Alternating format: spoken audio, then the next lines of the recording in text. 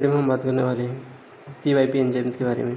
CYP enzyme microsomal enzyme, ये दो भाग में बटे होते हैं। एक होता है CYP मीडिएटेड और एक नॉन CYP एंजाइम। ठीक है, अब इसमें हमको जो है CYP मीडिएटेड एंजाइम और नॉन CYP एंजाइम में जो है सिर्फ ग्लूकोरोनिडेशन है, ये बस होता है CYP मीडिएटेड। बाकी के सभी के सब जो है फेज़ 2 रिएक्शन कराते हैं, जो नॉन माइक्रोसोमल एंजाइम होते हैं। तो हमको माइक्रोसोमल एंजाइम के बारे में बात करना, जो कि क्या है CYP एंजाइम। उसका इंट्रोडक्शन देख लो, जिसमें P और 450 और उसके जो नोमेनक्लेचर कैसे करते हैं।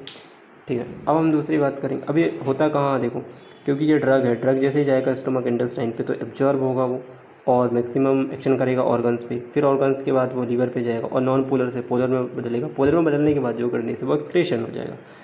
अब हम बात करते हैं, ठीक है, उसमें जो ड्रग्स सिंगल लिए तो कोई दिक्कत नहीं है। उस सिंगल ड्रग को जो है ना CYP एंजाइम ना, लीवर होता है, लीवर के अंदर क्या होते हैं एंडोप्लाज्मिक रेटिकुलम, उसमें क्या होते हैं माइक्रोसोम, उसके अंदर क्या होते हैं माइक्रोसोमल और नॉन माइक्रोसोमल एंजाइम होता है। कुछ उसके DNA में होते हैं और कुछ कहाँ पर होते हैं साइटोप्लाज्म पे। तो इसमें जो है कि अगर 2 ड्रग्स ले लिए है ना, अब 2 ड्रग्स लिए तो क्या हो रहा है कि वो कन्वर्ट कर रहा था ना, वो कन्वर्ट ही नहीं कर पाएगा। क्यों? क्योंकि जो अदर्स ड्रग लिए हैं वो या तो इंड्यूस कर देगा या इनिबिट कर देगा किसको, इस साइटोक्रोम P450 को, जिससे कि वो नॉन पोलर से पोलर में जो नॉर्मल ड्रग है वो नहीं बदल पाएगा। ये था बेसिक कंसेप्ट। अब इसमें बात करेंगे कि यार जो साइटोक्रोम P एंजाइम है, इसमें जो मेनली हमको पढ़ना है ना, यही है कौन सा, साइटोक्रोम P450 एंजाइम्स। इसके अलावा और भी होते हैं, लेकिन 90% जो रिएक्शन कराते हैं वो यही कराते हैं। अब बोलेंगे कि ये किस ड्रग पे काम करते हैं, तो ये ड्रग्स के टेबल है जिसमें सबस्ट्रेट दिया है ना, ये सबस्ट्रेट हैं जो इसी एंजाइम पे काम करते हैं। ठीक है, 450 पे। और एंजाइम इनिबिट कर देंगे अगर ये एंजाइम्स रहें। एंजाइम इनिबिटर्स ड्रग होते हैं कुछ, और एंजाइम इंड्यूसर होते हैं। अब हम तो ये नॉर्मल से बात कर लिए, इसके अलावा और भी होते हैं। जैसे कि अगर हम बात करें इसमें ये है ना, अगर मान लो बस CYP 450 नहीं है तो फिर CYP2D है, मतलब ये कम करते हैं, वो 90% वही रिएक्शन करते हैं, ये कम करते हैं। जैसे कि बीटा ब्लॉकर पे काम करेंगे, या डिप्रेशन वाले ड्रग्स पे काम करेंगे, एंटी एरिथमिक पे करेंगे। और भी एंजाइम होता है जैसे कि 2C9, ये क्लोटिंग एंटागोनिस्ट पे काम करता है, जैसे वॉर्फिन। CYP2C19 होता है, CYP1A1 होता है। ठीक है, अब इसमें थियोफाइलिन इंपॉर्टेंट है। ये थियोफाइलिन क्या करता है पता है, एंटी स्मोकिंग ड्रग्स होता है। अब भाई स्मोकिंग करेगा व्यक्ति ना, तो उसको क्या होगा, कम डोज पे काम नहीं करेगी। क्यों? क्योंकि वो स्मोकिंग करेगा ना, तो ये क्या करेगा, थियोफाइलिन ड्रग काम ही नहीं करेगा, क्योंकि वो स्मोकिंग करेगा तो ये CYP1A1 एंजाइम है ना, ये इनिबिट हो जाएगा, सॉरी इंड्यूस हो जाएगा। इंड्यूस होने के कारण क्या होता है, जैसे ही इंड्यूस हो जाएगा तो वो भाई उसका एक्शन कम हो जाएगा, और एक्शन कम होने के कारण क्या हो जाएगा, उसकी ड्यूरेशन कम होने के कारण जो काम ही नहीं कर पाएगा। तो ये थियोफाइलिन, स्मोकिंग में जो क्वेश्चन आएगा कि भाई किस में कर सकती है, तो वो CYP1A1 पे उसको करता है इंड्यूस। ठीक है, जिससे थियोफाइलिन जो कम इफेक्टिव हो जाती है, जिससे हाई डोज देने की ज़रूरत पड़ती है। तो ये सारे एग्जांपल्स हैं कि बीटा ब्लॉकर में कौन करता है किसमें। अब दूसरा इंपॉर्टेंट थियोफाइलिन का हमने देख लिया, इंपॉर्टेंट पॉइंट था।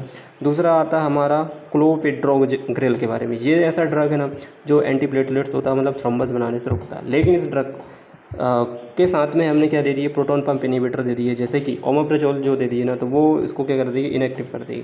इसीलिए जो है ओमेप्राजोल नहीं देना चाहिए। उससे कम रिएक्टिव PPI दे सकते हैं, जैसे कि प्रोंटाजोल या फिर रेवोप्राजोल है, बट कंडीशन देख के पेशेंट के किसी भी डॉक्टर से परामर्श लेने के बाद। तो ये हमने देख लिए इंपॉर्टेंट जो ड्रग था, एंजाइम था 450 और अदर जो एंजाइम्स थे।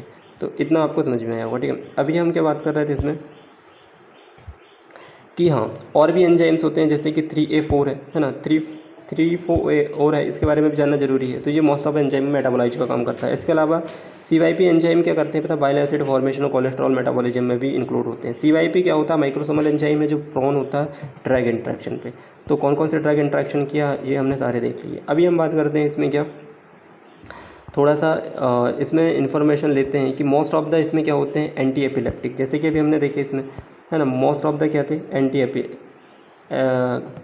जो एपिलेप्टिक का मतलब होता है, जैसे कि वॉल्प्रेट, बहुत सारे ड्रग हैं जो इंड्यूसिंग करते हैं। जितने भी एंटी एपिलेप्टिक है वो इंड्यूस करते हैं, बट वेलप्रेट नहीं करता, क्योंकि वो इनिबिटर की तरह काम करता है। इसके अलावा एंटी माइक्रोबियल ड्रग्स होते हैं, वो भी क्या करते हैं, इनिबिट करते हैं, लेकिन ग्रिसोफ्लुविन और रिफाम्पिसिन नहीं करता, क्योंकि वो क्या होता है, इंड्यूसर का काम करता है।